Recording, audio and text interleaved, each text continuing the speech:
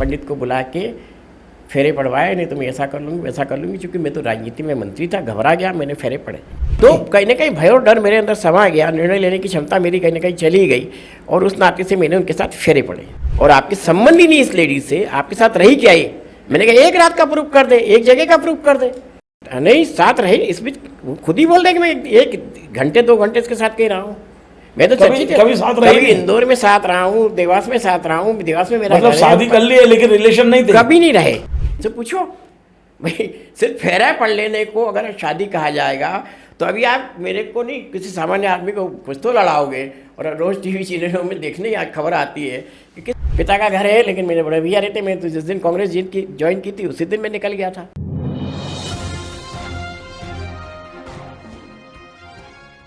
नमस्कार, मैं हूं रविंद्र जैन और आप देखना शुरू कर चुके हैं सबकी खबर। परसों हमारे चैनल ने एक खबर दिखाई थी और खबर ये थी कि मध्य प्रदेश के 3 पूर्व मुख्यमंत्रियों के बेटे क्या कर रहे हैं और क्यों चर्चा में हैं। इन 3 में से एक दीपक जोशी जी। दीपक जोशी के बारे में हमने तमाम सारी जानकारियां दी थी कि वो अपनी 3-4 शादियों के लिए बड़ी चर्चा में हैं। आज दीपक जोशी को मुझसे शिकायत है। शिकायत इस बात की है कि आपने इतनी बड़ी खबर दिखाई लेकिन मेरा पक्ष तो लिया ही नहीं। बिल्कुल सही है शिकायत, उसके लिए मुझे क्षमा याचना करना चाहिए। लेकिन एक बात मैंने दीपक जी से कहा था कि ये प्रोग्राम बनाने से पहले मैंने आपको फ़ोन किया था और आपने कहा था कि आप पल्लवी जोशी के साथ में महाकाल के दर्शन करने जा रहे हैं। 2 दिन बाद आप मेरे स्टूडियो आएंगे, तब अपना पक्ष रखेंगे। इसीलिए मैंने ये नहीं कहा कि दीपक जी का पक्ष हम चाहे तो देना चाहे तो दे सकते हैं। लेकिन आज बड़ा संयोग है कि दीपक जी मेरे स्टूडियो में हैं। अब आप देखिए, दीपक जोशी जी का राजनीतिक कैरियर बिल्कुल बेदाग रहा है, इसमें कोई दो राय नहीं है। लेकिन वे लगातार चर्चा में इसलिए हैं कि एक वो पत्नी थी जिनने उन्हें बड़े सुंदर से बच्चे दिए, जो कैलाश जोशी की पुत्रवधू थी, और लंबा समय दीपक जी के साथ उसने एक मतलब बेहद वफादारी के साथ बिताया। लेकिन दुर्भाग्य से उनका निधन हो गया। और उसके बाद ऐसा मुझे लगता है, अब दीपक जोशी जी खुद बताएंगे आपको, कि दीपक जोशी शायद कुछ भटक से गए। कभी उन्होंने शिखा से शादी की, कभी नम्रता से शादी की, और अब पल्लवी से शादी की है। और इन तमाम सारे मुद्दों पर अब ये पुरानी जो 2 हैं वो एक दूसरे की शिकायतें कर रही हैं। शिखा वीडियो जारी कर रही है, नम्रता थाने में शिकायत कर रही है, फिर पल्लवी ने भी अपना पक्ष रखा है, दीपक जोशी जी खुद थाने जाके बयान दे के आए हैं। बहुत सारे मुद्दे हैं। परसों जो हमने चर्चा की थी उस समय मेरे मित्र और वरिष्ठ पत्रकार रिजवान अहमद सिद्दीकी भी थे। दीपक जी ने मेरे स्टूडियो आने से पहले साफ साफ कहा कि चर्चा में जब तक रिजवान जी नहीं रहेंगे मज़ा नहीं आएगा, आप पहले उनको भी बुलाइए। तो मैंने आज रिजवान जी को ऑनलाइन जोड़ लिया है। अब हम दीपक जी से बात करते हैं। आज दीपक जी मुझसे जो नाराज़ हैं, चाहता हूं कि मेरी भी वो खिंचाई करें। मेरा स्वागत है। 1988 से दीपक मेरे मित्र हैं, भाई की तरह हम लोग रहे हैं। जब भी मिलते हैं, कम मिलें या ज़्यादा, लेकिन बिल्कुल हमारा प्रेम आज भी वही है। लेकिन वो मुझसे नाराज़ थे, मैंने तत्काल माइक उनको दिया है कि अपनी नाराज़गी निकालिए, जो भी कहना है कहिए। और मैंने अपनी सफाई में कह दिया है कि आप चूँकि मुझसे कह के गए थे कि 2 दिन बाद स्टूडियो में पक्ष रखने आऊँगा, इसलिए मैंने आपको कहा नहीं। चलिए, आप आ गए हैं तो आज सीधा पक्ष रखते हैं। अब आगे बढ़ने से पहले मैं दीपक जी से समझना चाहता हूँ कि अचानक ऐसा क्या हो गया। भाई, आपने पहले शादी की थी नम्रता से, शिखा से, पल्लवी से, 3 से शादी कर ली भाभी जी के जाने के बाद। और अब इन 3 महिलाओं के चक्कर में, इन त्रिदेवी के चक्कर में आप ऐसे उलझ गए हो। क्या स्थिति है, क्या नहीं है, आज दीपक जी खुद अपने आप बताएंगे। और मैंने उनको वादा किया है कि आज वो यदि मेरे खिलाफ भी बोलना चाहें, मतलब मेरे खिलाफ व्यक्तिगत नहीं, मेरी खबरों को लेकर यदि कुछ शिकायत है वो भी आप क्लियर करिए। आपका स्वागत है दीपक जी। आप माइक आपको, और आपको जो कहना है, ये सबकी खबर का जो प्लेटफॉर्म है वो सबके लिए खुला है। सबसे पहले रवीन भाई आपको नमस्कार। एक मिनट, मैं आपको जोड़ने से पहले परिचय करा दूं। मेरे साथ में रिजवान अहमद सिद्दीकी जुड़ गए हैं। आपने जो कहा है, देखिए आप सामने रिजवान भाई आपको दिख रहे हैं जी। रिजवान भाई आपको भी बहुत बहुत नमस्कार मेरी तरफ से। बहुत बहुत स्वागत है दीपक भाई आपका। दोनों बहुत बड़े पत्रकारिता के नाम है यहाँ पर भोपाल में। मैं चर्चित इसलिए नहीं कहूँगा कि नाम बनाना बहुत बड़ी बात होती है, चर्चा में आना अलग बात है। आज की तारीख में चर्चा में तो कोई भी आ जाएगा, लेकिन नाम के साथ अपने काम के साथ अगर किसी को लोग पसंद करते हैं तो दोनों चेहरे हैं, चाहे रिजवान भाई का चेहरा दिखेगा या रविंद्र जैन का चेहरा दिखेगा, तो मैं अपने आप को रोक नहीं पाता कि बोल क्या रहे हैं। और कभी कभी ऐसा लगता है कि हमारे खिलाफ भी बोल रहे हैं या अपने लोग हमारे लोगों के खिलाफ भी बोल रहे हैं। तो ये तो लोकतंत्र के स्तंभ का काम है, ये निरंतर चलने वाला काम है। और मैं आपसे फिर कह रहा हूँ कि मैं आपसे नाराज़ नहीं हूँ, लेकिन मुझे नाराज़गी ये थी कि आप हमेशा कहते हो कि सबकी खबर के आखिरी में कि अगर आप अपना पक्ष रखना चाहे तो रखें, लेकिन इस न्यूज में जो आपने 3 मुख्यमंत्री की पुत्रभाई बताया उसमें नहीं लिखा था कि सब अपनी खबर रखे। इसलिए मैंने कहा रविंद्र जी आप दीपक जी मैंने सफाई दी है कि चूंकि एक दिन पहले ही आपने कहा था कि मैं उज्जैन से लौट के आ रहा हूँ। दो और पुत्र थे ना आपने दो और पुत्र थे। मैं क्षमा चाहता हूँ कि मैंने ये बात नहीं कही। मैं सार्वजनिक अपने चैनल पर क्षमा मैंने उसी वक्त आपको फल लगाने की कोशिश की जब न्यूज़ देख के बड़ी गहराई से मैंने उसको वोट किया, विश्लेषण किया। फिर रिजवान भाई को लगाया, रिजवान भाई काफ़ी टाइम तक बिजी रहे फ़ोन पे। बाद में उन्होंने कॉल बैक किया मुझे, मैंने कहा रिजवान भाई मैं ये बात रखना चाहता हूँ। तो बोले ठीक है दीपक भाई आप आ जाइए। और उन्होंने 11 बजे का टाइम उन्होंने निर्धारित कर दिया था। जी। उन्होंने कहा कि हमारे रविंद्र भाई बाहर है अभी, लेकिन वो सुबह हो सकता आ जाए, लेकिन आप 11 बजे आइए। मतलब उनका ये नहीं कहना था, बाहर ही नहीं थे कि किसी से बात करना है, चित करना है, नहीं तो अभी तक मीडिया भी मैनेज होता है। तो रिजवान भाई ने बिना उसके रात को ही 11 बजे का टाइम फिक्स कर दिया था कि आप 11 बजे आ जाइए। जी। तो रिजवान भाई को तो बहुत विशेष रूप से धन्यवाद दूंगा कि इतनी बीमारी के बाद भी उन्होंने मुझे यहाँ पर आने का जो मौका प्रदान किया, मैं उनके लिए बहुत बहुत धन्यवाद प्रकट करता हूँ। रविंद्र भाई जो आपकी चैनल है, अब उसकी आवाज़ को जनता बड़ी गौर से सुनती है। और कितनी बार ये होता है कि किसे कहते हैं ना कि एक वकील जोर जोर से बोलता है, एक वकील धीरे से बोलता है, एक वकील इंग्लिश में बोलता है, एक वकील हिंदी में बोलता है, एक वकील अच्छे कपड़े पहन के आता है, दूसरा साधारण कपड़े पहन के आता है। तो ये सब चीज़ें कहीं ना कहीं प्रभावित तो करती है, और आज के टाइम में तो बहुत ज़्यादा प्रभावित करती है। अब सबकी खबर सुना दिला रहे हैं और दोनों धुरंधर रविंद्र जैन और रिजवान भाई दोनों जुड़ के अटैक कर रहे हैं। तो मेरी क्या औकात है कि मैं इस चीज़ का जवाब दूँ, लेकिन मुझे लगा कि नहीं, साफ गोई के साथ जवाब देना चाहिए। और जिस पिता का नाम मेरे साथ जुड़ा है, उस पिता ने हमेशा में यही सिखाया कि अपने पक्ष को हमेशा रखना चाहिए। उसी पक्ष को रखने के कारण से मुझे लगा कि मुझे अपना पक्ष रखना चाहिए, तो मैं आया।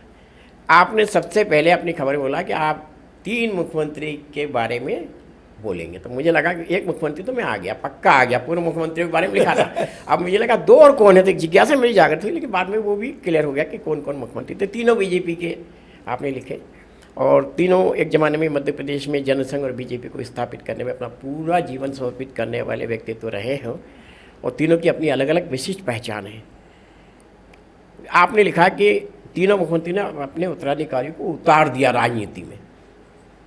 अब मैं तो 17-18 साल की उम्र में इसी पीछे आपके स्टूडियो के पीछे हमीदिया कॉलेज आया, मेरी रैगिंग हुई, रैगिंग के बाद मारपीट हुई, जनसंघ का नेता का लड़का हूँ इस नाते से, तो मैंने तय करा था कि मैं राजनीति में आऊँगा, इस रैगिंग को ख़त्म करूँगा। और उसके बाद मैं राजनीति में आया। हमीदिया कॉलेज जैसे उस मध्य प्रदेश का सबसे बड़ा आर्ट्स कॉमर्स कॉलेज था, गवर्नमेंट कॉलेज था, उसका छात्र संघ का अध्यक्ष निर्वाचित हुआ। छात्र राजनीति में मैंने अपना वो जमाया। और रविंद्र भाई आज मैं भी ये भी कह सकता हूँ कि मध्य प्रदेश नहीं, ये 3 मुख्यमंत्री नहीं, पूरे मध्य प्रदेश के जितने मुख्यमंत्री हो उसमें गीतांजलि शुक्ला के बारे में कहा जाता है कि वो नॉमिनेशन हुआ था उनका इमरजेंसी में। बाकी तो कोई भी आदमी छात्र राजनीति से नहीं आया किसी का लड़का। मैं तो छात्र राजनीति ये कहता है कि नर्सरी होती है या केजी या होती, मैं उससे चुनाव लड़के आया हूँ।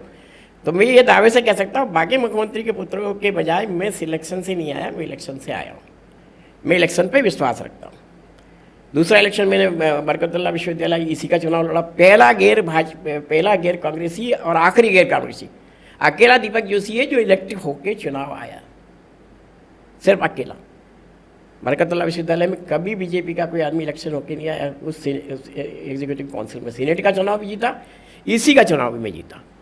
तो मैं यहाँ भी चाहता तो सरकार थी पटवा जी की, सिलेक्शन हो सकता था मेरा कार्यपरिषद सदस्य के रूप में, जैसे आजकल होता है, चाहे जो कार्यपरिषद सदस्य बन जाते हैं। ये दीपक जी अपन ये मान लेते हैं, देखिए क्या है, एक चीज़ को लंबा मैं चाहता हूँ आपका पक्ष आ जाए और सीमित समय में आ जाए। मैं ये मानता हूँ, चलिए हम अपना शब्द वो वापस लेते हैं पब्लिकली कि आपको आपके पिता ने उतारा, आप अपनी योग्यता से राजनीति में आए, अपने पूरा से हम स्वीकार करते हैं। लेकिन जो मूल मुद्दा है जिसके कारण से आप चर्चा में हैं वो है नम्रता जोशी आपकी शिकायतें कर रही है, शिखा जोशी लगातार वीडियो जारी कर रही है, पल्लवी जोशी के घर पे आजकल मतलब के साथ आजकल आप रह रहे हैं, जो मूल मुद्दा है उस बारे में क्या कहना है? नहीं देखिए, फिर आपने दीपक जोशी चौथी पत्नी को लेकर चर्चा में आए। हाँ। आपने ये भी कहा, तो कोई गलत कहा? अगर मेरी पत्नी जिसके बारे में आपने बताया, श्रीमती विजया जोशी, स्वर्गवास 5 मई 2021 को कोरोना के कारण हो गया था। कोरोना काल में ही उसका देहावसान हो गया था। पहली महिला शिखा मित्रा लिख रही कि दीपक जोशी से मेरी 2016 में शादी हो गई थी। 2016 में तो मंत्री था मैं। पूरे मीडिया में मेरे ख्याल से मेरा नाम कौन नहीं जानता होगा उस ज़माने में। पूरे भोपाल में कितने लोग नहीं जानते हो। हर एक स्कूल में मैं जाता था, हर एक कॉलेज में जाता था, छोटी छोटी जगह जाता था, और भोपाल का ही रहा था, इसलिए सब लोगों से संपर्क। किसी ने 2016 से लेकर आज तक ये देखा कि शिखा मित्रा मेरी पत्नी है, शिखा मित्रा का मैं पति हूँ? हम कौन सी जगह पे दिखे सार्वजनिक रूप से, कौन से स्तर पे और दिखे? तब तो आपकी पहली पत्नी थी। नहीं, पहली पत्नी थी, सब कुछ था, मैं कहता रहा हूँ। लेकिन शिखा मित्रा ने खुद ने एक शाहपुरा थाने में आवेदन दिया, मैंने आपको पढ़ के सुनाया। शादी नहीं हुई तो क्या आप कोई रिलेशन में थे? अब मैं बता रहा हूँ आपका। शिखा मित्रा ने अपने एक झगड़े के कारण जो 2005-06 में उसके साथ हुआ था, उसने मुझे बुलाया, मैं उनके घर गया। घर जाने के बाद उनके पति चूँकि मेरे दोस्त रहे कॉलेज राजनीति के, उनसे मेरी मित्रता थी स्वाभाविक रूप से। मैंने उनका साथ भी दिया, समर्थन भी किया। फिर चूँकि जैसे भोपाल में होता है कि दोस्तों के आना जाना रहता, मेरा आना जाना इनका रहा। 2016 में शिखा मित्रा कलकत्ता गई थी, और कलकत्ता जाने के बाद इनका कहना है कि उनका पति गायब हो गया, भाग गया। कहाँ गया? बोले वो भाग गया। इसने शाहपुरा थाने में रिपोर्ट भी डाली, शायद हो सकता है रिकॉर्ड में निकलेगा भी, वो मुझे नहीं पता। लेकिन उसके बाद उसका कहना था कि मेरा पति भाग गया और उसने गायब हो गया, भाग गया।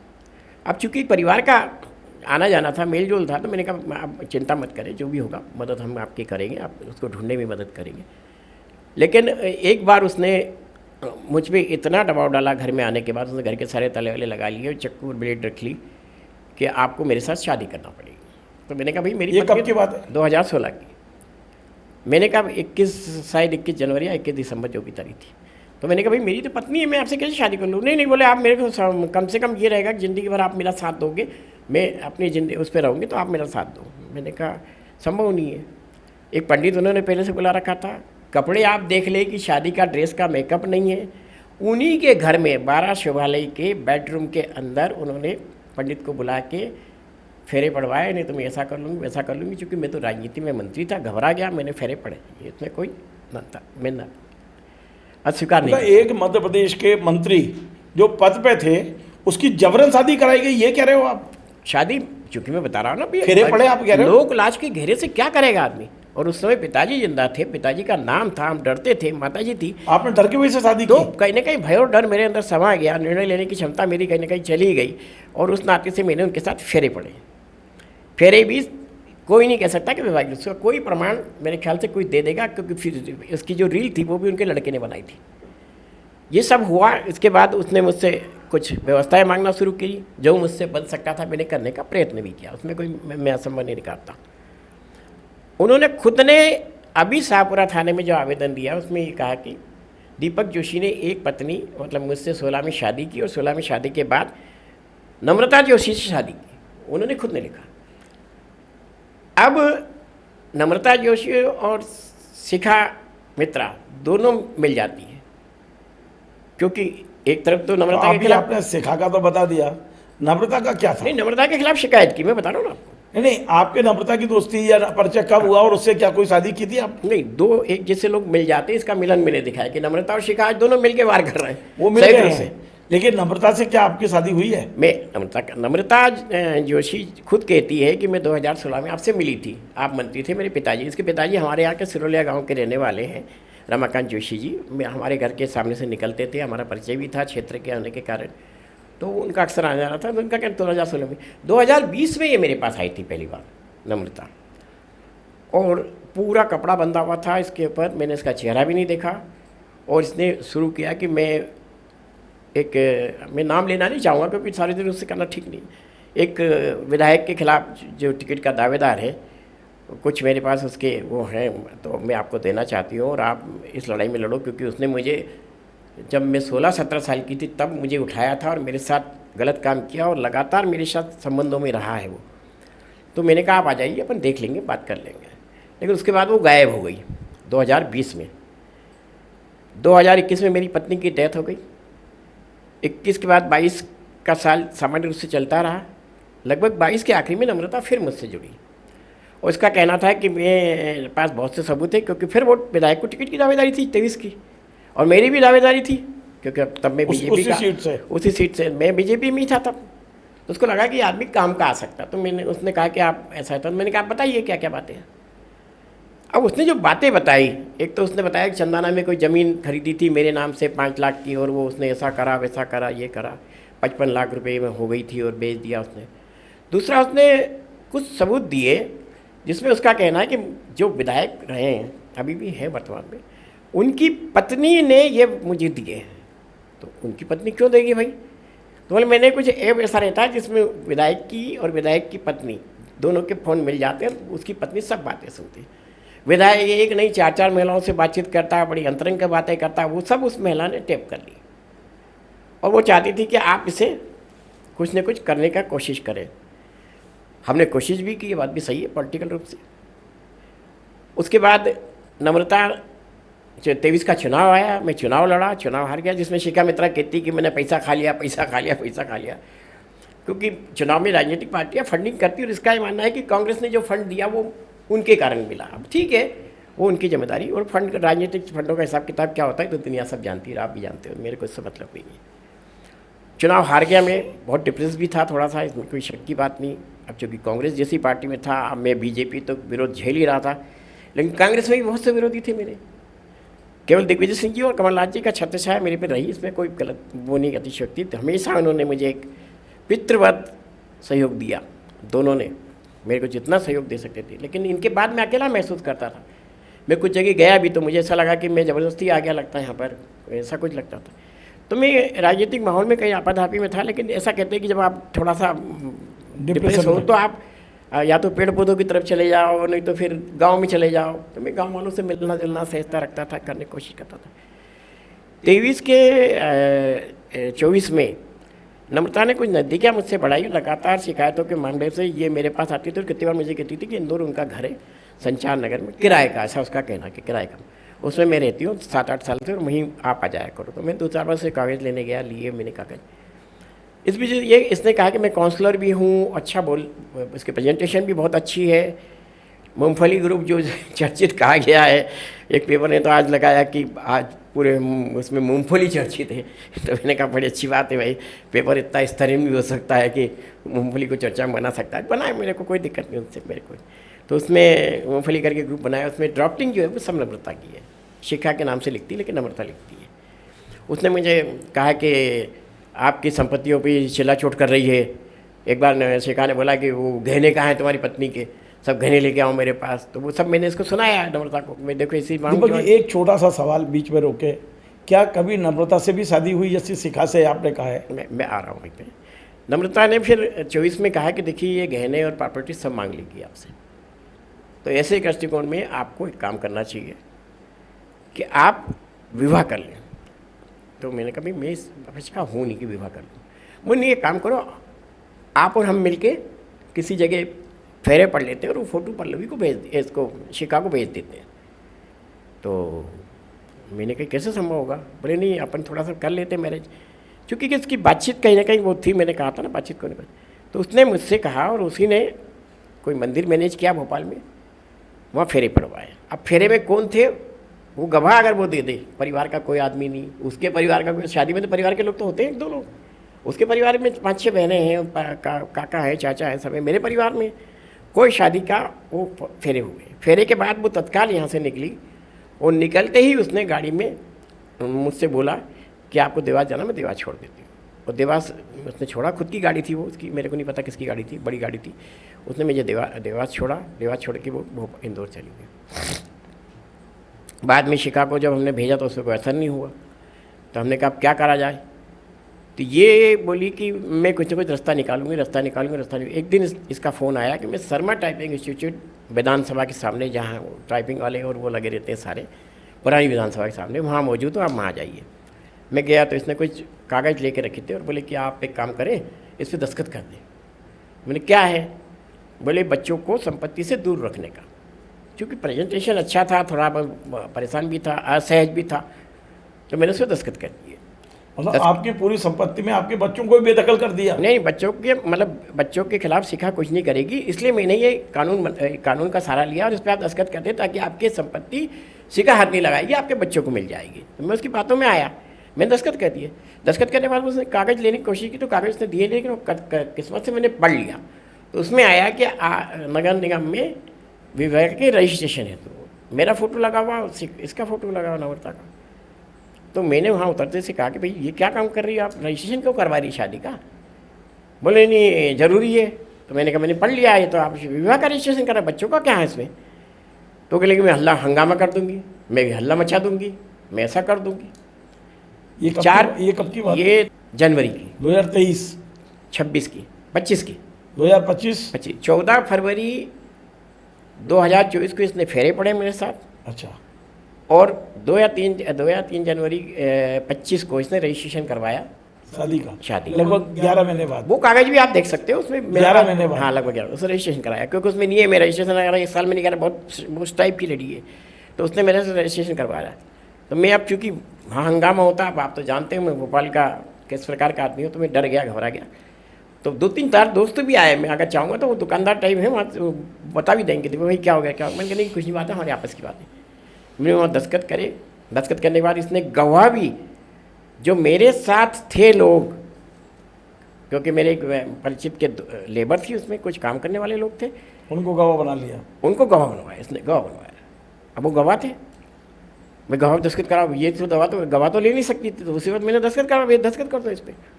दस्तखत हो गया, रजिस्ट्रेशन हो गया। रजिस्ट्रेशन के बाद इसने नाटक चालू करे कि आपको आप लोग साथ रहे कि नहीं रहे? नहीं साथ रहे, इस बीच खुद ही बोल रहे कि मैं 1 घंटे 2 घंटे इसके साथ कहीं रहा हूँ। मैं तो कभी साथ रहे? कभी इंदौर में साथ रहा हूँ, देवास में साथ रहा हूँ, देवास में मेरा मतलब शादी कर ली है लेकिन रिलेशन नहीं थे? कभी नहीं रहे, पत्नी की तरह रही नहीं वो। जैसे ही रजिस्ट्रेशन हुआ इसने शुरुआत करी कि आपको मेरे साथ, वो कौन सा देश है, तंजानिया क्या, कौन सा देश है, अजरबैजान क्या है वो, अफगानिस्तान का एक सस्ता देश है, वहाँ चलना चाहिए और नहीं तो आपको वहाँ चलना चाहिए। मैंने कहा भैया नहीं, मैं नहीं ये काम करूँगा। फिर इसने वही करा कि मेरे मकान की किराए की व्यवस्था करो, मेरे लिए गाड़ी लेके आओ, ये लेके आओ। भाई मैं इस प्रकार का आदमी नहीं हूँ, मेरे पास ना इतने पैसा है मैं आपको व्यवस्था कर सकता हूँ। ये उठापटक चलती रही, इसकी हमारी बोलचाल लगभग बंद सी हो गई। ना इसने कभी उस दौरान मांग में सिंदूर भरा, मंगलसूत्र लगाया, अगर पत्नी होती तो मंगलसूत्र लगाना था, सिंदूर भरना था, लेकिन उसने कभी नहीं भरा, कोई काम नहीं हुआ। ये शादी के बाद पल्लवी की जो कहानी शुरू होती है, पल्लवी को मैं व्यक्तिगत रूप से नहीं जानता था, क्योंकि वो मेरे साथ कभी रही नहीं, किसी पार्टी में रही मेरे साथ। कांग्रेस की लीडर, वो कांग्रेस की लीडर, लेकिन कांग्रेस में जब मैं आया तब मैंने पूछा भी तो भैया आप कांग्रेस में दिखी नहीं, तो बोले मेरे को लखवा मार गया था जब आप कांग्रेस में आए थे, पैरालिसिस हो गया था और मैं इस मामले में। तो मेरे पास कुछ हमारे पारिवारिक सहयोगी लोग कहने आए, एक दिन उन्होंने देख लिया, बहुत ही हमारे परिवार के निकट है, नाम भी मैं खोलूँगा जिस दिन खोलना चाहूँगा। वो पल्लवी के पिता के मित्र रहे, तो वो एक दिन घर पे आए, तो उन्होंने कहा यार दीपक एक काम करो, तुम कब तक ऐसी लाइफ जियोगी, क्योंकि बच्चे बहू दोनों काम धंधे में उलझे हुए हैं, भैया प्रकाश भैया को आपको देखना ही है, आपके तो प्रकाश भैया को मुझे देखना है, आपकी लाइफ बेटी। तो आप एक काम करो कि मेरे पास अच्छा रिश्ता है, 19 साल से उसके पति से भी उसका डिवोर्स हो गया, तो आप उससे शादी कर लो। तो जब समझाया उन्होंने, तो मैंने कहा भैया हमारे बड़े तो सबसे बड़े यहाँ भोपाल में तो जीजा है हमारे बड़े वाले, तो और दीदी है, तो आप उनके पास जाके बात करिए। उन्होंने उनसे भी बात की, दीदी का फ़ोन आया कि दीपक अच्छी बात है, कर लेना चाहिए, क्या दिक्कत है उसमें। तो उसके बाद छोटी दीदी से भी बातचीत हुई, बाकी रिश्तेदारों से बातचीत हुई। रिश्तेदारों की बातचीत के बाद तय ये हुआ था कि मैंने उनको बता दिया था कि मेरे खिलाफ़ दोनों मामले हैं, लेकिन इससे पहले ही मैं इस नम्रता से परेशान हो गया था और जून 25 में ही मैंने तलाक की एप्लीकेशन लगा दी थी। जून 25 में रजिस्ट्रेशन हुआ, जनवरी में, जून 25 में पल्लवी मिली मेरे को सितंबर, अक्टूबर, नवंबर में। तो पल्लवी का इन दोनों से कोई वास्ता नहीं है, लेकिन नम्रता।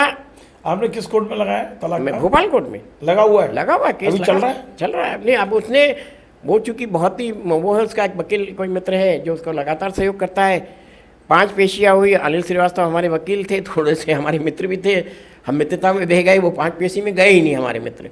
उसने 2 पेशी अटेंड करी, उसके बाद उसने आवेदन दे दिया कि मैं महिला हूँ, इसलिए इसको केस को उज्जैन ट्रांसफ़र किया जाए, तो वो जबलपुर के से होगा हाई कोर्ट से। तो जबलपुर हाई कोर्ट ने उस पर स्टे दे रखा, अभी उस पर कोई फैसला नहीं हुआ, तो वो केस अभी पेंडिंग पड़ा हुआ। हमने अनिल सिंह करके वकील किया था, बहुत अच्छे वकील थे, लेकिन उनकी अचानक डेथ हो गई तो वो चले गए। आज की तारीख में हमने अपना वकील कर रखा है जो वकील होंगे। तो ये सितंबर अक्टूबर में जब कि हमीदिया कॉलेज में एक प्रोग्राम था हमारे मित्रों का मिलन का, उसमें पल्लवी आई थी, पल्लवी की मम्मी आई थी, लेकिन नम्रता अचानक आई और अचानक आके वही मैं हंगामा कर दूंगी, मैं स्टेज पे चली जाऊंगी। मैंने जा ना स्टेज पे जा, लेकिन स्टेज पे नहीं गई। इसने ऑडियो वीडियो सब बनवाए। ये कब की बात है, जब आप पल्लवी से शादी कर रहे थे? पल्लवी से शादी नहीं, पल्लवी से मेरी पहचान मित्रता हो गई थी। अच्छा। तो इसका लगातार कहना था कि पल्लवी के साथ आप क्यों घूम फिर रहे हो, ये क्यों कर रहे हो, ऐसी कोई बात थी। तो मैंने मैंने कहा हंगामा कर तू जा, लेकिन हंगामा कुछ नहीं किया, ये चली गई। फिर ब्राह्मण समाज का एक कार्यक्रम था जिसमें मैं आया था, इसने लिखा कि ब्राह्मण लड़की के साथ धोखाधड़ी नहीं करना चाहिए, ब्राह्मण को अवैध संबंध नहीं बनाना चाहिए, ब्राह्मण को ऐसा नहीं करना, ये भी देख के चली गई। 4 दिसंबर को जिस दिन हमारी पल्लवी की विवाह 2025 जो भारतीय रीति रिवाज के हिसाब से रिश्तेदारों के मध्य, और शायद ये भी कहा गया है कानून में तो कि श्री मंदिर में फेरे पड़ने को लिए विवाह नहीं माना जाता। विवाह तो ये माना जाता है कि किसी पंजीकृत संस्था के द्वारा आपको ऑथराइजेशन करना चाहिए। तो पल्लवी ने और हम आर्य समाज गए, आर्य समाज में हमने उनसे बातचीत की, आर्य समाज ने हमको बोला कि आप शादी कर सकते हैं, कोई दिक्कत नहीं। हमने उनको जो कागज़ देना था कागज़ दिए। पल्लवी का पूरा दोनों ने, हाँ, पल्लवी का पूरा परिवार, पल्लवी के माता पिता भी हैं, पल्लवी के भाई हैं, भाभियाँ हैं, मेरे दोनों दीदियाँ, मेरे भांजा, मेरे अंकल आंटी, वो सब इस कार्यक्रम में थे। हमारी शादी हो गई। शादी के दिन से इन्होंने उजागर करना शुरू किया और वो 3-4 दिन का एपिसोड चला। लेकिन दीपक जी एक छोटा सा सवाल बीच में, उसके बाद पर आपकी बात को कंटिन्यू करेंगे। देखिए आप मिनिस्टर रहे हैं, छात्र नेता रहे हैं और कानून की जानकारी, भारतीय कानून की जानकारी है।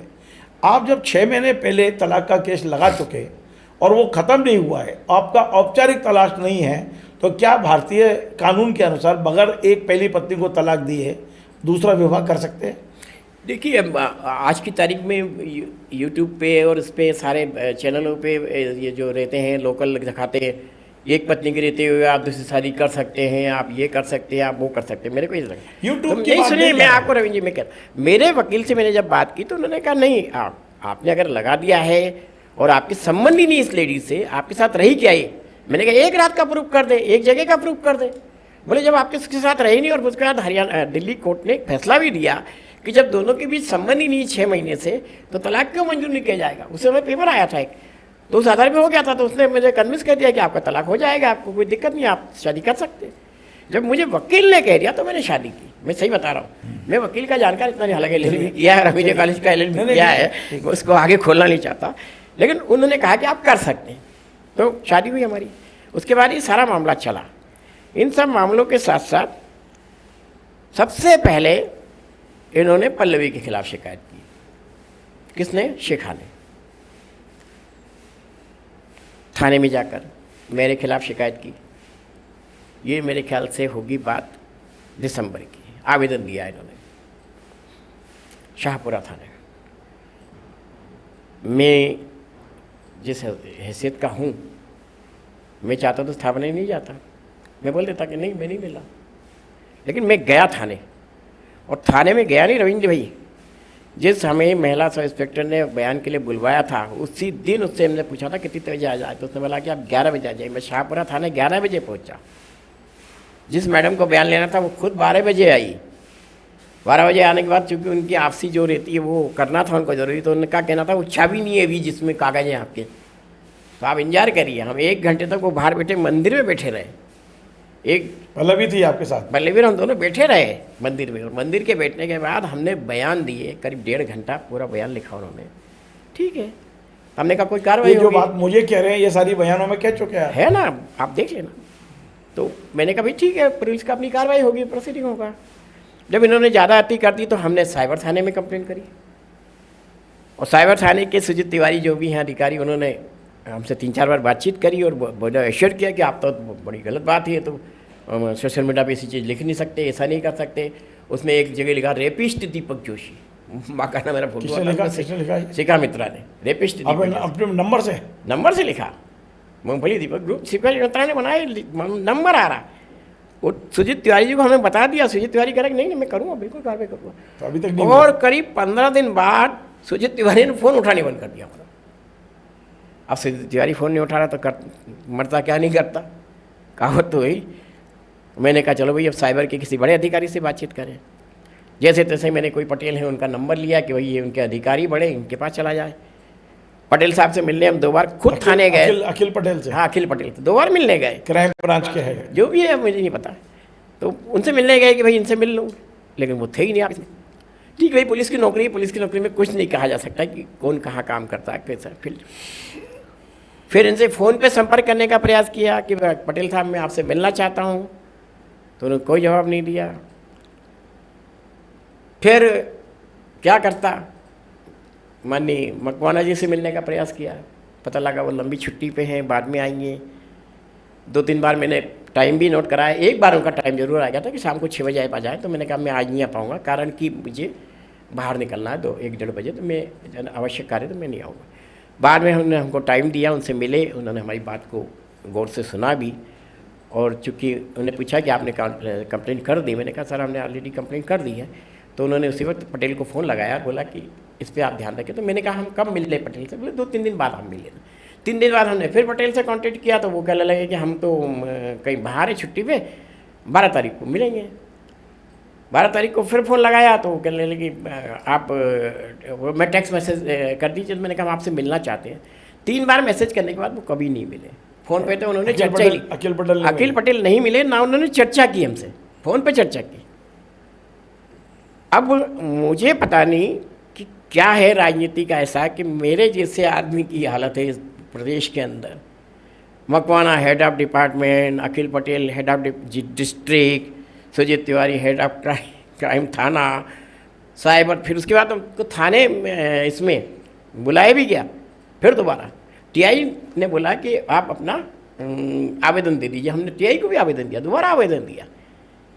मतलब इतना सब होने के बाद भी आज कानून की कोई भी परिधि में इनको नहीं लाया गया, ना मेरे को लाया गया। अगर मैं दोषी हूँ तो मुझे लाया जाना, मुझे लाया जाए, इनके आवेदन पे मुझे लाया जाए। और शिखा मित्र ने कहा कि हमने उनको नोटिस दिया।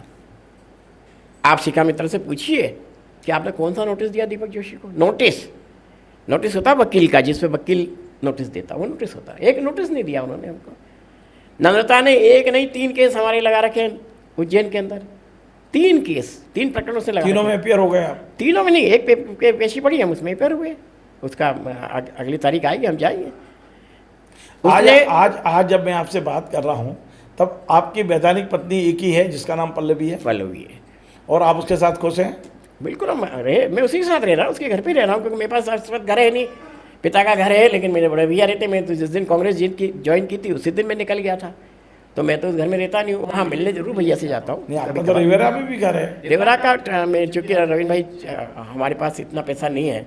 वो तो हमने पहले भी, मैं जब था तो हमने 15,000 रुपये महीने में एक मकान 2 कमरे का था दीदी के पास, वो हमने लिया था। 2 महीने 3 महीने उसमें रहे थे हम। रेवरा का चूँकि किराया ज़्यादा है, उससे थोड़ा सा सोर्स इनकम जनरेट हो जाता है, तो वो मैं करता हूँ। क्योंकि हमारे मैं आगे फिर भी एक छोटी सी बात और करना चाहूँगा कि बेईमानी की शुरुआत कहाँ से होती है। मेरे पिताजी ने कभी नहीं बोला। एक बार किसी ने कोई काम हो गया था, तो हमें एक जोड़ी कपड़े और बढ़िया सा एक पेन, उसमें पेन ही गिफ्ट होता था, और जूते वगैरह दिलवा दिए थे। हम जैसे ही राजा बाबू बन के घर में, ये मेरे ध्यान नहीं है, मेरे को लगभग 84-85 के आसपास हो गई। मतलब किसी का कोई काम पापा से हो गया? हाँ, हो गया, तो वो हमको ले गए, गिफ्ट दी। वो हमको ले गए कि चलिए आप, मैंने घड़ी भी दिलवा दी। मैं घड़ी पहनता नहीं, मुझे नहीं चाहिए, तो आप कपड़े तो फलाने पहन लो, ये पहन लो, वो पहन लिया। जूते भी अच्छे पहनवाए उन्होंने। पहली बार मेरे ख्याल से 4,500 में मुझे याद था, उस ज़माने में जूता था, वो उन्होंने पहनवाया। मैं पहन के जैसे आया, पिताजी ने सामने बैठते थे वो 6-6:15 बजे वहाँ पे। मैं तो कई बार गया। तो उन्होंने पूछते क्यों, कहाँ से आ रहे हैं ये कपड़े? तो मैंने कहा उन्होंने दिलवाए। उन्हें दिलवाए मतलब? तो मैंने कहा वो आए थे ना, वो कब से जानते उनको? तो मैंने कहा आपके पास आए थे उस दिन के से जानते, आज तो कोई जान नहीं। वापस करो, वापस करो, ये तुम्हारी आदत खराब कर देगी। आज तुम कपड़े पहनोगे, कल कार मांगोगे, मकान मांगोगे, धन संपत्ति मांगोगे, और आपने जिस काम के लिए तुम आए हो वो काम तुम नहीं कर पाओगे।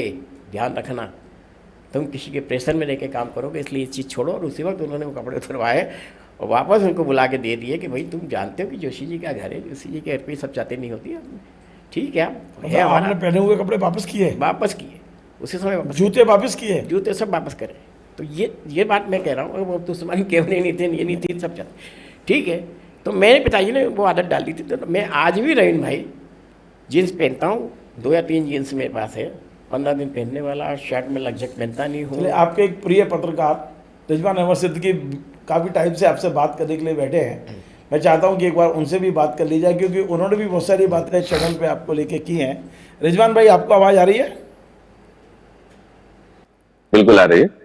रिजवान भाई, दीपक जोशी जी का आपका संवाद बिल्कुल हुआ है बिल्कुल आज। बिल्कुल बिल्कुल बिल्कुल बिल्कुल दीपक भाई, जी। हमने उस दिन भी कहा था, रविंद्र भाई ने और मैंने दोनों ने कहा था कि आप हमारे मित्र हैं, और वाकई आप हमारे मित्र हैं, और आपके प्रति हमारी चिंता भी है, संवेदनशीलता भी है। लेकिन जिस तरह से आपका नाम इस तरह से चर्चाओं में आया, 1, 2, 3 इस तरह से जो चर्चा में आया, आदरणीय हमारी विजया भाभी के निधन के बाद, दुर्भाग्यपूर्ण परिस्थितियों के बाद आपका नाम जिस तरह से चर्चा में आया, हम बहुत आश्चर्यचकित थे, अप्रत्याशित भी था हमारे लिए सब। दुखी भी हैं, दुखी भी आप हैं सब और चीजें, चिंतित भी हैं। बिल्कुल हम दुखी भी हैं, चिंतित भी हैं। और जिस तरह से आदरणीय आपके पिताजी हम सब लोगों के लिए बहुत आदरणीय हैं, स्वर्गीय कैलाशवासी कैलाश जोशी जी, उनकी जिस तरह की लेगेसी है, और वो जाहिर है कि आपके पिता थे, संस्कार आप में आए उनके बहुत से। आपने अभी एक उदाहरण भी दिया गिफ्ट वापस करने का, तो वो कलम आपने वापस की थी कि कलम रख ली थी अपने पास? सभी वापस करवाया मेरे पिताजी ने। कलम भी वापस क्या कर लिया दी। तुमने? जी। कुछ पैसे तो नहीं लिए? उन्होंने तो ये भी पूछा कि पैसे जी। तो नहीं लिए? मैंने कहा नहीं, पैसे नहीं लिए। तो दीपक भाई, वो संस्कार आए, लेकिन मंत्री रहते आप ऐसे दबाव में आ गए, हम बहुत आश्चर्यचकित थे।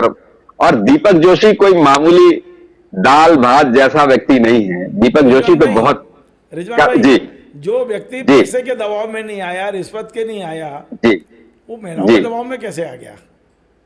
हाँ बिल्कुल, यही सवाल है मेरा सवाल यही है कि एक आपके मित्र, उनकी पत्नी, आप उनकी लगातार मदद करते रहे, और अंततः उन्होंने आपको, अब आप तो कह रहे हैं कि उन्होंने दबाव डाला, इस आपको बदनाम करने की क्या उन्होंने धमकी दी? हो सकता है, अब आप कितना बता पाए ये बेहतर है, बताइए। लेकिन ये इमोशनल भी चीजें हो सकती हैं, परिस्थितियां इमोशनल भी हो सकती हैं, बहुत तरह की चीजें। लेकिन आप मंत्री रहते उनके इस तरह से दबाव में आ गए, और आप बाकायदा वीडियो बनवाया आपने। भाई अगर उस तरह वीडियो उस समय नहीं बनता, फोटो नहीं खींचती, अगर वो उनकी बहुत इच्छा थी तो उस तरह की कोई बातें एक बंद कमरे में हो जाती तो समझ में आता। लेकिन वो तो जाहिर है कि वो एक पूरी तैयारी थी, पूरी योजना थी, और उसके बाद भी आप ने स्वीकार कर लिया। पहला मैं यही जानना चाहता हूं कि वो जो शिखा मित्रा हैं, क्या उनके साथ आप पति पत्नी जैसे थे? आप दर्शक हमारे ये जानना चाहेंगे। और दूसरा, नम्रता की बात में भी आप उसे, शिखा की बात में आप पहले आ गए, फिर नम्रता की बात में भी आ गए, और आप तो छात्र नेता रहे, दबंग छात्र नेता रहे हैं, चुनाव जीतते रहे हैं, मंत्री रहे हैं। और जिन 3 लोगों का हमने जिक्र, वैसे तो हमने 5 लोगों का जिक्र किया था, 5 मुख्यमंत्रियों के संतानों का जिक्र किया था उस दिन, लेकिन एक पुत्र वधू हैं और 4 पुत्र हैं, हमने उस दिन चर्चा की थी। लेकिन आप 3 लोगों का विशेष प्रोग्राम हमने बनाया था, और उसमें मैं दावे के साथ कह सकता हूं कि दीपक जोशी जी जो है सेल्फ मेड व्यक्ति हैं। अपने पिता की छाया, तो हर व्यक्ति को पिता के छाया, छत्र छाया का बहुत लाभ मिलता है, आपको भी जाहिर मिला है। लेकिन आपके जैसा आदमी क्या इमोशनली वो हो गया, या वाकई आप इतने दबाव में आ गए? रिजवान भाई, आपने बोला कि सबसे पहले कि उन सब लोगों से मुझे अलग कर दिया, कम से कम इसके लिए मैं आपको धन्यवाद देता हूँ। मेरे रहीन भाई पे गुस्सा इसलिए था कि रहीन भाई मुझे जानते और उसके बाद राजनीति में उतारा। मैं उतरा हुआ आदमी नहीं हूँ, मैं सेल्फ मेड हूँ। ये मैंने आपने स्वीकार कर लिया, इसके लिए बहुत बहुत धन्यवाद। चलिए, मेरे नंबर कहीं ना कहीं तो बढ़ेंगे आपके उसमें। तो आपने शिखा मित्रा का जिक्र किया, और शिखा मित्रा की जो मैंने आपको बताई थी कि 16 में इनके हस्बैंड गायब हो गए थे। शाहपुरा थाने में बाकायदा उन्होंने कंप्लेंट लिखी थी, जब शाहपुरा थाना इस जगह पे नहीं था। ये तो ये दीपक भाई, ये सारी बातें आ चुकी, दीपक भाई ये सारी बातें आ चुकी। मैं आपसे पूछना चाहता हूँ, वो इन महिलाओं के सामने कैसे झुक गया? देखिए कैसे झुक गए आप? कैसे? देखिए, अटल जी ने, रिजवान भाई, अटल जी ने कहा था कि हम डरते हैं तो बदनामी से डरते हैं।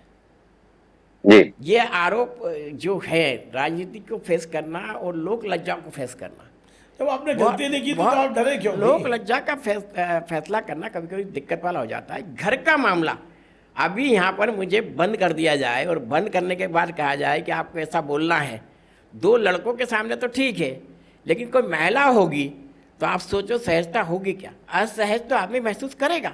और खुद के घर में अगर ये कहे कि मैं ऐसा कर लूँगी और सामने वाला वीडियो बना रहा है कि मैं ऐसा कर लूँगी और कल को कुछ हो जाए तो क्या दिक्कत? मैं इसलिए कह रहा हूँ कि मैंने स्वयं ने नम्रता के खिलाफ जब ये मेरे घर में घुस गई 6 दिसंबर 25 को, मैंने यहाँ से बाकायदा CSP देवास और थाना को इत्तला दिया कि ये मेरे मकान में घुस गई है, इसको आप निकालो। लेकिन मध्य प्रदेश सरकार की पुलिस इतनी अच्छी है, इतनी मजबूत है कि 10 करोड़ रुपए और 50 किलो सोने के मालिक को नहीं ढूंढ पाई। तो मुझे लगा कि ये हो सकता है नहीं ढूंढ पाई होगी, मेरे घर में आई होगी तो। लेकिन उसने कितना हुड़दंग मचाया नम्रता ने, देखा होगा आपने। पत्नियां इस प्रकार का काम नहीं करती। सामाजिक जीवन दीपक भाई, मेरा सवाल कानूनी कार्रवाइयों पर बिल्कुल नहीं है। मेरा सवाल है मध्य प्रदेश सरकार के एक राज्य मंत्री, और वो ताकतवर राज्य मंत्री, और हमने आपका मंत्रित्व काल भी देखा है। कोई भी काम अगर आपके पास लोग गए हैं तो आपने मदद की और तत्काल की।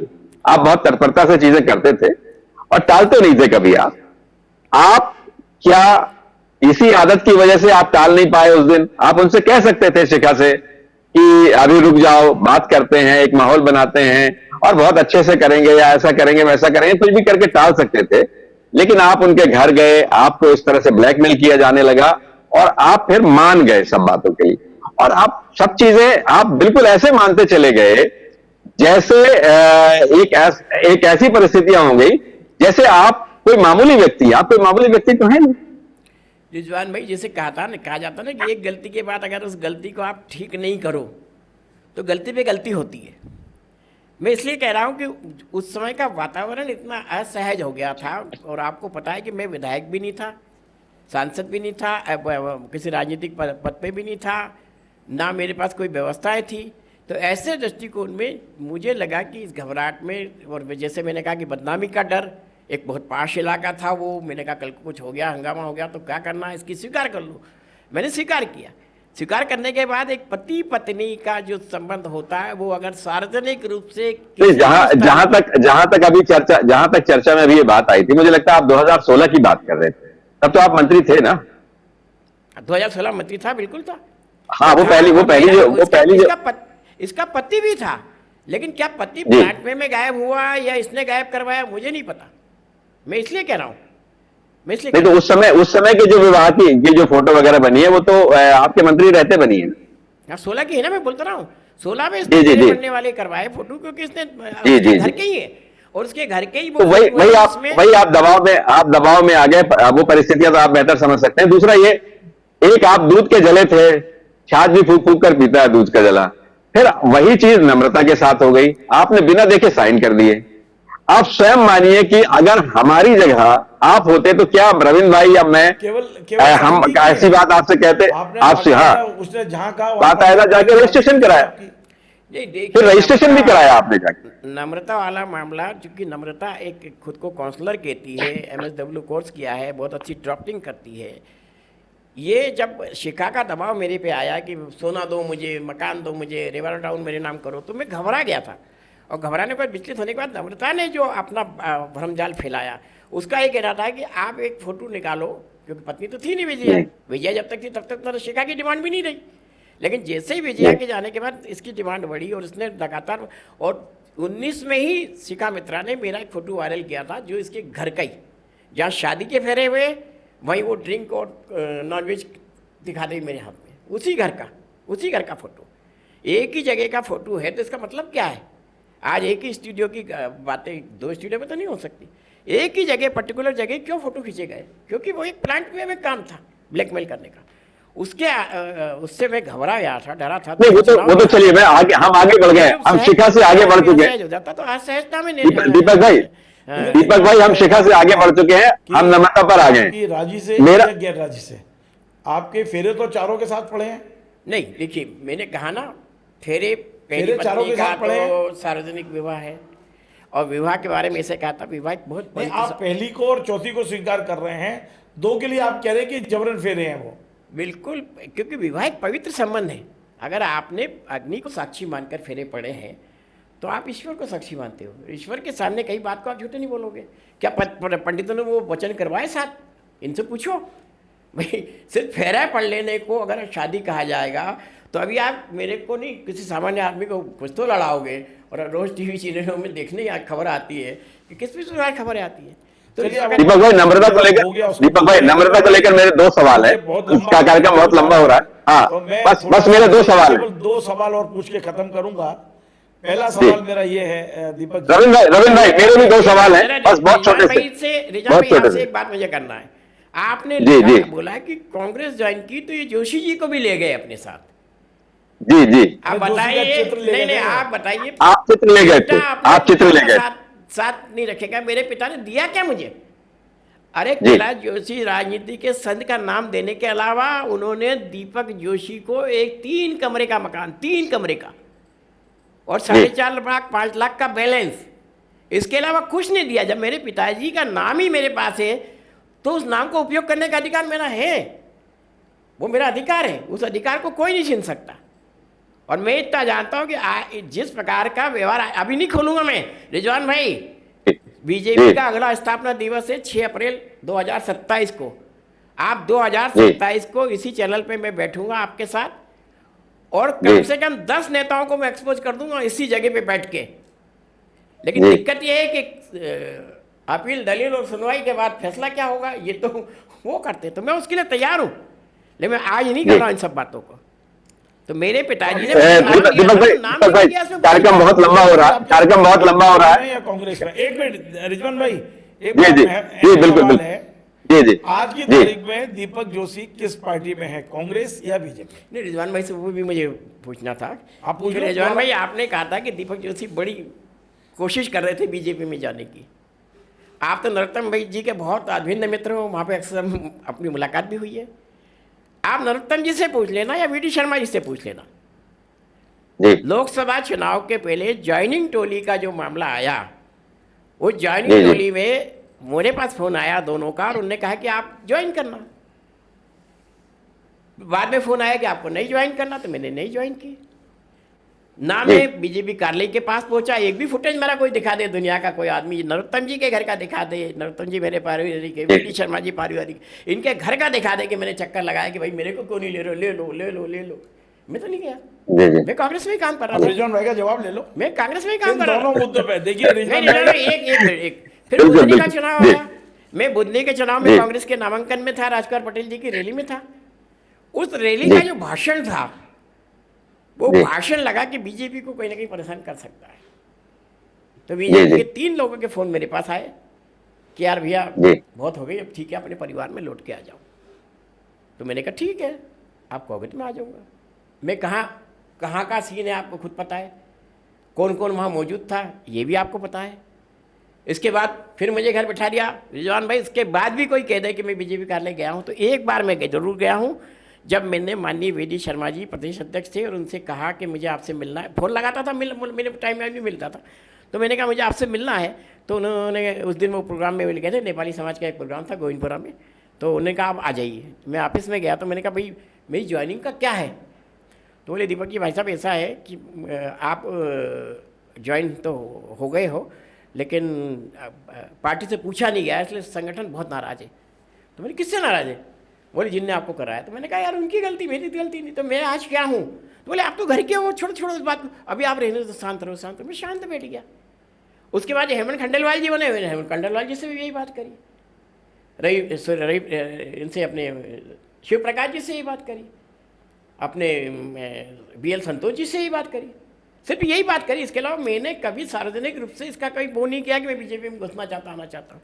कांग्रेस का जहाँ तक सवाल है, मैंने कांग्रेस छोड़ी नहीं छोड़ी। मैं दिग्विजय सिंह जी और कमलनाथ जी को आज भी अपना श्रेष्ठतम संरक्षक का नेता मानते हैं। जी श्रेष्ठतम, मैं ये कहता हूँ। जी जी। तो आप कांग्रेस में हैं, मतलब आप कह रहे हैं कांग्रेस में हैं, आप कांग्रेस में हैं अभी? देखिए मैं कांग्रेस छोड़ी नहीं है और बीजेपी में गए जरूर थे, लेकिन बीजेपी ने अभी तक स्वीकार नहीं किया है। स्वीकार नहीं किया। मैं इस महाभारत का एकलव्य हूँ, ना जी, मैं कौरव में चक्रव्यूह हूँ में। ना पांडव में हूँ, आप सोच लो भाई। पांडव जी, मिलेगी हमारे साथ चलिए तो हम दीपक भाई, आपने दो खुद सवाल, को आपने दो सवाल किसको मुझसे पांडव का कहे। किसको कौरव का, जी, इस पे नहीं जाना आपने चाहता। दो इंटरव्यू सवाल, बहुत आपने लंबा हो दीपक रहा भाई, है, एक अंतिम आपने दो सवाल के सवाल बाद मुझसे आप कहे। कुछ पूछना चाह जी, रहे हैं? नहीं मैं पूछ नहीं चाह, मैं जवाब देना चाह रहा हूँ। दो हाँ सवाल दे किए। दे। मैंने कहा था पिताजी की लेगेसी को, उनके तस्वीर को लेकर आप गए थे कांग्रेस कार्यालय, मैंने ये नहीं कहा, वो वो स्वीकार प्रक्रिया कर रहे बताई हैं, थी वो सिर्फ मैंने। स्वीकार कर रहे हैं। हाँ वो मैंने बताया था। लेकिन दूसरा ये है कि नरोत्तम जी से, वीडी जी से आपकी क्या बात हुई, ये विषय मेरा था ही नहीं। ये तो था कि हमारी जानकारी ये थी, रविंद्र भाई और हम दोनों जानते हैं कि आप बड़ी संख्या में साथियों के साथ आ रहे थे और रास्ते में फिर आप रुक गए किन्हीं कारणों से। पार्टी ने उस समय वो निर्णय नहीं लिया जो ये दैनिक अखबारों में टोली भी वाली जो छपा था तरह की। उस समय, उसी के आधार जी, पे अपन ने जी, बात की है। यदि उसी के दीपक आधार जी पर हमने ये खंडन बात कर रहे की हैं तो थी। दीपक जी की बात को हम हाँ बिल्कुल, जो ये देंगे। सच आप ज्यादा बेहतर जान। मैं शार्ट में बता देता हूँ, मैं किसी पार्टी का नाम नहीं लेता। हमारी जी, पार्टी के बहुत पुराने आदमी एक बार मिले, हमारी पार्टी नहीं, मतलब अब हमारी पार्टी आप कांग्रेस मान लो बीजेपी मान लो, दोनों खाओगे तो आज के टाइम जी, इसलिए जी, जी, जी, हमारी पार्टी के एक पुराने आदमी मिले और उन्होंने कहा कि भैया पहले संगठन के लिए काम होता था, हर आदमी अपनी संगठन के लिए काम करता था, Congress party, communist party, socialist party, BJP party, सब अपनी जनसंघ पार्टी। फिर जी, बाद में साठगांठ के लिए काम होने लगा कि यार जी, इसको थोड़ा सा काम दे दो, इसको थोड़ा कमाने दो, इसको थोड़ा ऐसा करने दो। और आज की तारीख में राजनीति में षड्यंत्र होता है, संगठन, साठगांठ और षड्यंत्र। अब षड्यंत्र की राजनीति है। कितनी बार धनमल जी इस पर विस्तार पर, इस पर किसी दिन हम लोग फिर विस्तार से बात करेंगे दीपक मैं भाई। दावे से कह रहा हूँ, जी, मेरा आत्मबल कह रहा है कि मैं जीत के दिखाऊंगा। ये मैं आपसे जी। कह रहा हूँ, मैं जीत के दिखाऊंगा। आप क्या करने वाले, आप अपना कुछ भविष्य, नहीं चलेगा। आप अपना भविष्य क्या देख रहे हैं दीपक भाई, अपना भविष्य क्या देख रहे हैं? राजनीति करेंगे या अभी इन्हीं पारिवारिक चीजों में आप अपने आप को व्यस्त रखेंगे? देखिए, मैं भविष्य में मैंने अभी टटोलने के लिए एक प्रयास किया कि इतना बड़ा आरोप लग गया यार, क्षेत्र की जनता तो अपने को थू थू करेगी। हालांकि किसी ने मैंने कुछ नहीं बोला, तो मैंने कहा अपन को कुछ ना कुछ बड़ा कार्यक्रम करना चाहिए। तो हमने एक कथा देवकीनंदन ठाकुर जी की आहूत की अपने क्षेत्र में, और मैंने तय किया था कि मैं छोटे से छोटे और बड़े से बड़े आदमी के पास जाऊंगा। तो बड़े से बड़े आदमी का जवाब तो ये था कि गल्ला रखा, इसमें से निकाल लीजिए, आपको जितने निकालना। और छोटे से छोटे आदमी ने आसपास से पैसे लाके मुझे पैसे दे दिए। तो मुझे नहीं लगता कि जनता ने मुझे कहीं अस्वीकार किया है, और मैं चुनाव लड़ूंगा, ये भी आपको बता दे रहा हूँ। किस मैं पार्टी चुनाव से? किस लड़ूंगा, पार्टी से किस लड़ेंगे? पार्टी से? मैंने कहा किस ना, मैं पार्टी चुनाव से? लड़ूंगा बस। किस पार्टी से? जब मैं कह रहा हूँ दोनों पार्टी मुझे एकलव बना रही, तो एकलव तो अपना काम करेगा। वो महाभारत का एकलव था चलिए, जिसने अंगूठा कटवा लिया। रिजवान ये भाई- दीपक जोशी नहीं है कि अंगूठा कटवा के अपना रिजवान भाई, दर्द। एक आखिरी सवाल मेरा होगा और उसके बाद जी। इस इंटरव्यू का समापन।